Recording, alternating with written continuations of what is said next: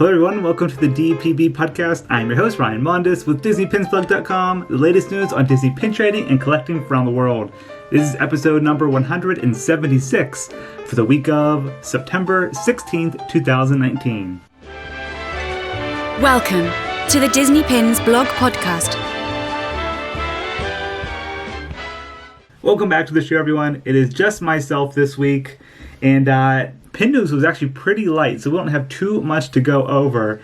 And I'm actually going to be cutting out pin chat at the end. So just housekeeping and the pin news. Let's get right into it. First up for housekeeping, just one thing. I mentioned this last week. I'm just going to mention it again. Our giveaway is going on at DisneyPinsBlog.com/giveaways. We're giving away our Renzo pin trading shirt along with the Dumbo popcorn pin from Disney Studio Store Hollywood. That giveaway runs, I think, until this Thursday, the 19th. Just like all of our monthly giveaways, the winner will be contacted by email, and also it's posted on our winners page. All right, let's just get right into the pin news. First thing I want to talk about here is we have two new officially licensed Disney pins that hit the market, and we actually have a few of them at dpbstore.com. The first one is the Aladdin gold lamp pin. This is a lapel pin, so it has like the clutch backing on it, not like a rubber Mickey back on it. It's a smaller pin, all gold, very nice. And there's another one featuring Scar from The Lion King. Another one, gold tone finish lapel pin. Both of those have a retail price of $17.99, and they're available at dpbstore.com, along with other retailers as well, like Entertainment Earth.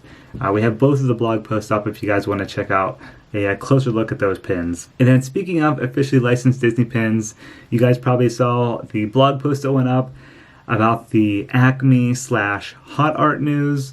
The license kind of got moved over from Acme to Artland, which they're based in the UK. And they just dropped their first two pin releases.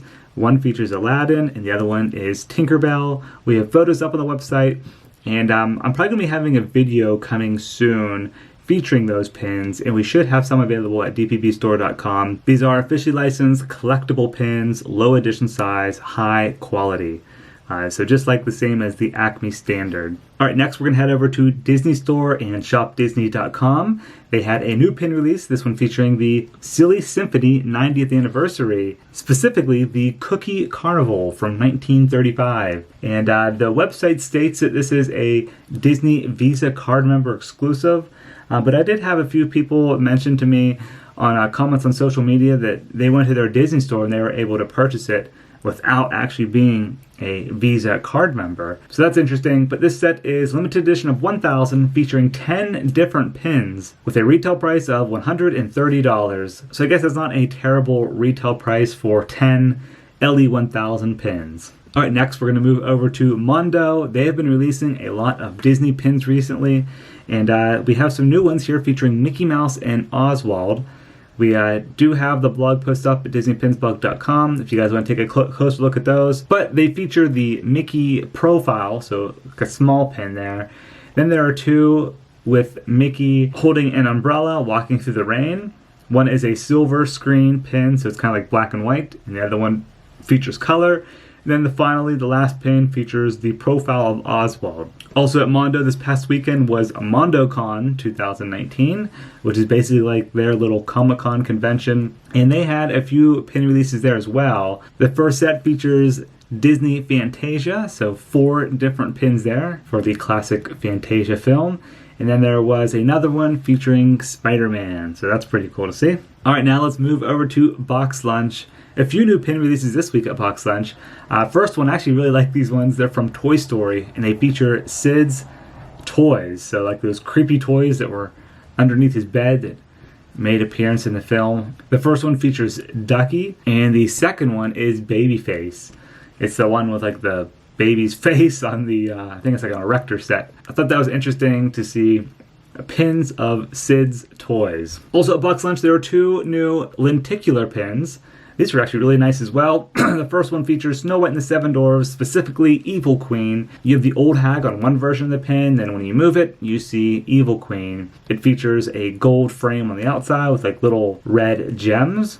Retail price for that is $9.90. Then the next was a Hercules Hades pin. On the one side you see Hades' flaming hair, and the other side is like his blue hair. So that's a pretty cool one as well. 2 lenticular pins at BoxLunch. Then we'll head over to Hot Topic because they had another blind box pin release. This one featuring The Nightmare Before Christmas. There are 9 pins in total for this collection. Each box contains 1 randomly selected collectible pin. You have lots of different characters there, featuring of course Jack and Sally, Oogie Boogie, the Mayor, Zero, and more. Retail price for that mystery pin set is $6.90 per box. Alright, now we're going to head over to Disney Employee Center. They had a very popular pin release this past week featuring cast member name badges. 5 different pins in this release. You have Mary Poppins, Ursula, Maleficent, Mr. Toad, and Simba. And they're actually special anniversary pins. Like Mary Poppins is celebrating the 55th anniversary, Ursula is the 30th, Maleficent is the 60th anniversary of Sleeping Beauty, Mr. Toad's 70th anniversary, and Lion King Simba 25th anniversary. Those are all limited edition of 250 and exclusive for Disney cast members at the employee centers at Burbank and Glendale campuses, as well as online in the hub. Alright, next we're going to head over to Hong Kong Disneyland. They had 2 new pin releases featuring Chip and Dale. This is a pretty cool set. We've been seeing a lot of rain themed pins recently. And here you have Chip and Dale. Looks like they have yellow ponchos on with umbrellas that look like flowers and leaves. And they're actually on a dangle element, and above them is looks like a stained glass rainbow with a cloud, and raindrops are on the cloud. So pretty unique pin there at Hong Kong Disneyland. Alright, now it's time for Disney Parks in America, and we're going to kick it off with a cast member exclusive pin release. It is the Halloween 2019 release. This one features Mickey Mouse. He's holding a bowl of candy, and it reads Happy Halloween 2019 on it. That is limited edition of 1,000. And was spotted at Disneyland cast member stores on September 11th. Next up, I want to feature unique lanyards that were recently released at Disney parks on both coasts, so Disneyland and Walt Disney World. These are card holder lanyards. You probably saw them if you follow us on Instagram. The post did pretty well whenever we posted it. But these lanyards are pretty crazy. They have huge pendants on the end of them, big rubber pendants. You have a donut, the Up House, Stitch, the unicorn from Inside Out, and Dumbo.